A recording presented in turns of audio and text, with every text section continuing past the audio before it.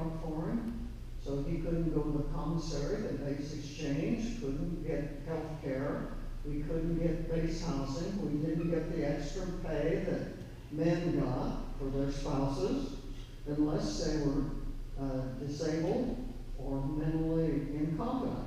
In which case we might say, well, why did she marry him? But you know, people get married for lots of reasons. That was the way it was. And if they had dependent children, their husband's children in their household, they married somebody who had children, they had to get out of service because they had dependent children in their household. So that's the way it was.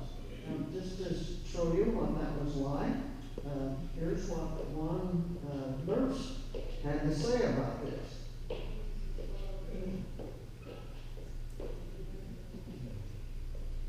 This is from one of the memorable experiences of our members.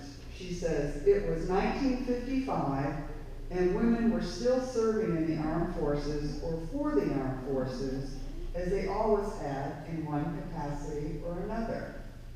Relative rank was gone, and women had been given the same ranks, privileges, and pay as their male counterparts.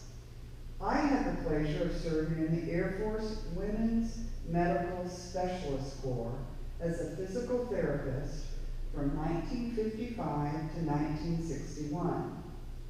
The most bizarre thing which happened was being denied base housing because such housing was available only if a woman's spouse was handicapped. When I became pregnant with my first child, and after informing my supervisor, I was told I would be separated.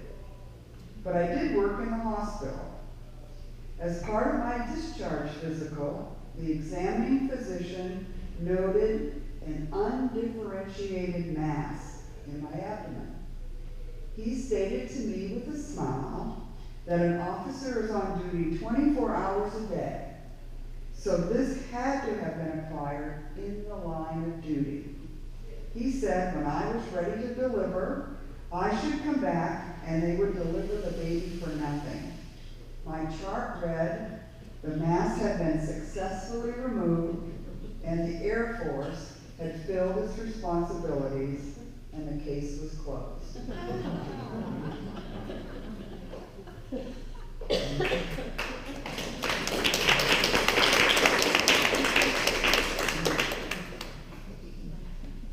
So that was the way it was. So then you think about, then the 60s brought the Vietnam War. That's the one I served in. I served in Saigon. I did not see any combat whatsoever. And it was, again, it was a nurses' war from the standpoint of women. There were only some 7,500 women who served in Vietnam, and 90 or 80-some% of them were nurses. Now, if you were a non-nurse, you either served in Saigon, at Tan Son Nhut, which was in Saigon, at Long Binh, which wasn't very far away, or Cam Ranh Bay, which wasn't very far away. And that was it. And it was only after General Westmoreland became very upset with the handling of paper stuff in the headquarters there at McPhee, and asked that some blacks be sent to take care of that it began to open up for non-nurses, such as I was a member there. And I want you to know that my first question when I heard I was going was, do I need to qualify with a weapon? And they told me no. And do I have to wear any special uniform? They told me no. And I wore a skirt and a blouse type uniform.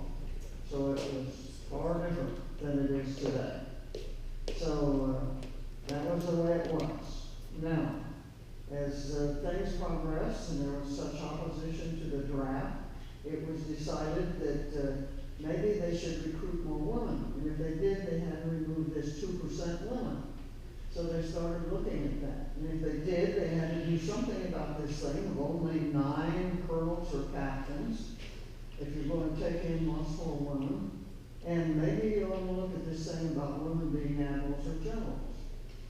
So they were considering this, and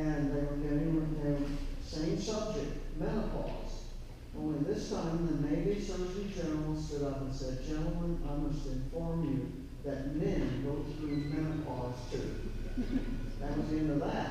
They said women could be animals in general. And you know, a couple of years ago, I read that the medical profession, this has nothing to do with my speech, and the medical profession has decided that men really do go through menopause, and so they named it andropause. I don't understand that at all. They have a perfectly good name, menopause. That's the way things go. So, then, as the war came to an end, they decided to go with the volunteer staffing type thing. And so the all-volunteer force, and this, they couldn't get enough men to sign up for all the provisions, so jobs began to open for women that hadn't previously been open. I remember when they opened for aircraft mechanics, which hadn't been open since World War II. So that was one of the other changes. And we began to talk about discrimination. And we began to have women who sued. We had suits over whether you could be married and continue serving, whether you could have children and continue serving. And we had an Air Force First Lieutenant who sued over this over benefits because she had a civilian husband and she needed money. And they told her that if she sued, she probably would win. And so she sued the Secretary of Defense. And she surely didn't win. She lost. The case got picked up by the Civil Liberties Union, carried forward to the Senate or to the Supreme Court, which voted in 2 years in 1973 that women should receive the same benefits as men. So that then ultimately applied to civilian women as well. Now, by the time it happened, Susan Frontiero, which was her name, had divorced her husband and she was out of the Air Force. The lawyer who took it forward, you know her name is Ruth Bader Ginsburg. And she's very proud of that. And like she's prouder of that case than anything else she's done. But things began to change. In 1973, the first Navy woman went into pilot training, got her wings in 74. In 74, the first Army helicopter pilot got her wings. In 1975, the academies were open to women. There were 4 women suing to be permitted to go to the academies when they were open. In 1977, as a result of lawsuits which the Air Force had lost, they opened ROTC to women. So one change after another came through that period of time. 1978, the Army disestablished the Women's Army Corps, and all women were a part of the Army. And in 1998-91, we had Operation Desert Shield, Desert Storm, and for the first time since World War II, women were deployed with the beginning of the deployment, which hadn't happened since the invasion of North Africa, when Eisenhower was so criticized for letting the nurses land at the same time as the soldiers. He said they wouldn't do it again, and they hadn't. So we also saw the disappearance of the front line with the advent of the Scud missile. So things changed, and we had women pilots who came back and went to the Congress and said they wanted to be able to fly aircraft engaged in combat. Because a plane like a tanker or a support aircraft was just as much as a target as a fighter or a bomb, and that was passed. So then we come to the Iraq-Afghanistan thing, and I'm not going to discuss details about that because you've all had an opportunity to see the news about it. I will just say that we have had, as far as women are concerned, the most combat casualties, the most wounded, the most Purple Hearts given, the most specialties that they have been able to fulfill, the most with PTSD, and they've written the most books, made DVDs, and probably had the most publicity in any of the conflicts. So one male Army soldier wrote, "When I served in Iraq, I was a gunner, and my driver was a female soldier. She drove the same truck, carried the same gear, fired the same weapon, engaged the same targets, and was fired upon just the same as any of the men in our unit. So small wonder but that the Secretary of Defense, Leon Panetta, would decide that we should take off this limit on so many specialties and said they were closed to women with just that as the reason."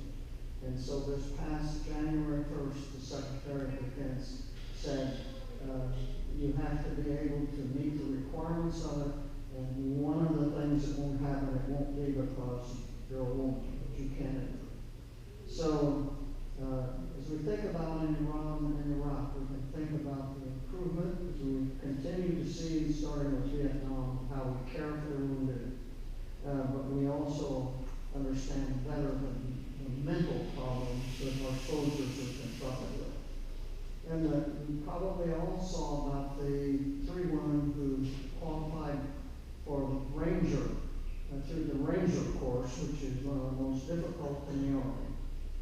And one of them, who had just been appointed as a commander of an infantry unit, said, "I was thinking all through training, the future generations of women, that I would like them to have that same opportunity of going to Ranger training that I had. So I had that pressure upon me all the way through, that I would pass so they would have an opportunity." And I thought about that because in my career, every primary duty I had, I was the first woman to have it. And I can tell you that was constantly with me. I had to succeed so another woman would be able to.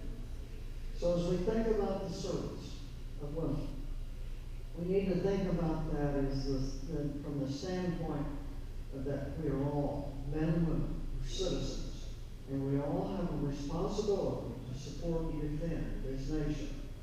And as Judge Sirica from Washington, D.C. once said, there is a moral element to individuals taking part in an essential national enterprise to the limits of their abilities that is not something plainly reserved for one gender rather than the other.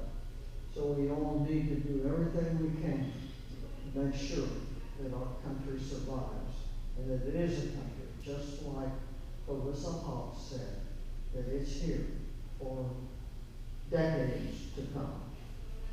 So, as was mentioned earlier, for 29 years, I was president of the Women in Military Service Memorial Foundation.